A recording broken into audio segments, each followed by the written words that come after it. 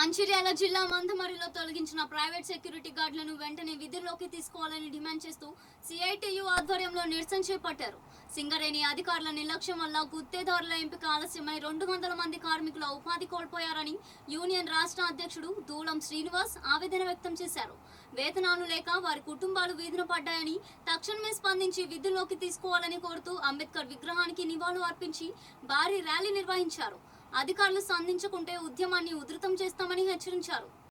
Mandamarri division పరిధిలో పనిచేస్తున్నట్టే private security గార్డులు ఈరోజు 200 మంది కాదు 200 కుటుంబాలు ఇవాళ నిర్దాక్షిణ్యంగా రోడ్డు మీద పడే పరిస్థితులను ఇవాళ అధికారుల నిర్లక్ష్యం వల్ల జరిగిందనేది చాలా స్పష్టంగా కనబడుతుంది. టెండర్లలో ఏం జరుగుతున్నాయి, ఎవరికి ఏమున్నాయి అనేది పరిశీలించకుండా టెండర్లను పిలిచి వాళ్ళకు ఇచ్చి తీరా టైంకి కాంట్రాక్టర్లు కొట్టుకునే పరిస్థితులను ఈరోజు అధికారులు కల్పిస్తారు.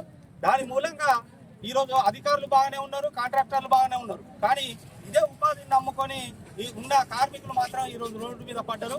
ఇది చాలా బాధాకరమైన అంశం. 200 కుటుంబాలు అంటే మామూలు విషయం కాదు. ఈరోజు వాళ్ళ ఆర్థిక సమస్యలు చాలా తీవ్రంగా ఉన్నాయి. నెల రోజులు గడిచినా ఇప్పటి వరకు రేపు వస్తుంది మాపు వస్తుంది అంటారే తప్ప దీని మీద స్పష్టమైన ఒక నిర్ణయం చెప్పడం లేదు.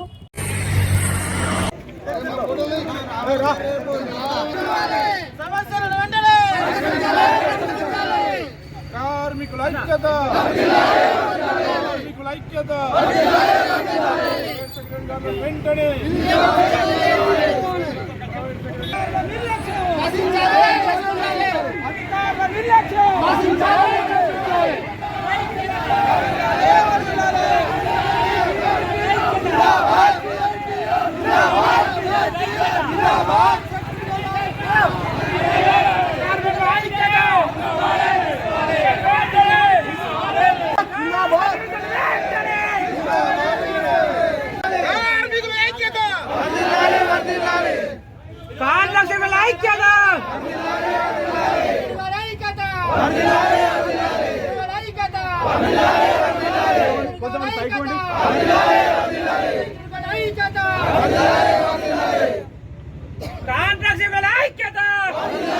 సీఎం పరిధిలో సంస్థలో ఈరోజు ప్రైవేట్ సెక్యూరిటీ గార్డులుగా 220 మంది వరకు కార్మికులు పనిచేస్తూ ఉన్నారు. 220 మంది అంటే దాదాపు 1000 మంది కుటుంబాలు, పిల్లలు, భార్యలు, అమ్మ, నాన్న అందరూ ఇవాళ దాదాపు సింగరేణి, జిఎం అదేవిధంగా కాంట్రాక్టర్ నిర్లక్ష్యం మూలంగా మందమరిలో ఉన్నటువంటి ప్రైవేట్ సెక్యూరిటీ గార్డులు నెల రోజుల నుంచి ఇలా ఆర్థికంగా ఇలా మనోవేదనలకు గురైపోయి ఇలా ఉపాధికి దూరం అయిపోయి కుటుంబాన్ని పోషించుకోలేని స్థితిలో ఇలా కార్మికులు రోడ్డు ఎక్కడం జరిగింది. మరి మందమరిలో ఇలా రోడ్డు ఎక్కి ఇలా ర్యాలీ తీయడానికి కారణం కూడా ఇలా సింగరేణి యాజమాన్యం, ఈ కాంట్రాక్టర్లే. ఇలా వాళ్ళ తప్పులు బయటికి రాకుండా ఇలా టెండర్లను పిలవకుండా కార్మిక కుటుంబాలని, కార్మికుల్ని రోడ్డు పాలు చేయడం జరిగింది.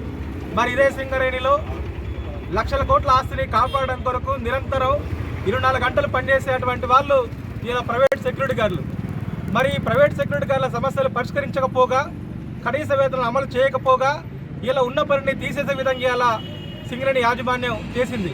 దీన్ని సిఐటియు మంచిర్యాల జిల్లా కమిటీగా మేము ఖండిస్తున్నాం.